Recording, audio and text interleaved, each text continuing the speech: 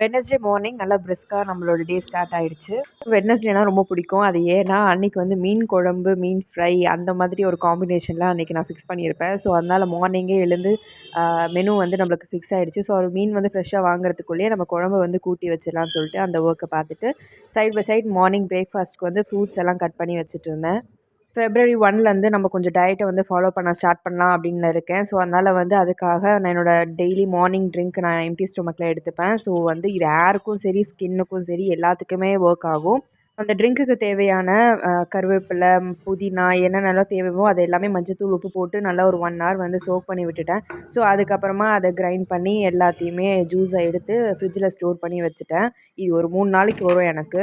எப்பவுமே ஃப்ரெஷ்ஷாக பண்ணி தான் குடிப்பேன். பட் ஆனால் இப்போ வந்து இந்த த்ரூ குட்டியோடைய அலப்பறனால நான் வந்து ஸ்கிப் பண்ணிடுவேன். ஸோ ஒரு சில நாட்களில் அதனால் வந்து ஸ்கிப் பண்ணக்கூடாது அப்படின்னால ஒரு 3 டேஸ்க்கு தேவையானதை மட்டும் ஃப்ரிட்ஜில் வந்து ஸ்டோர்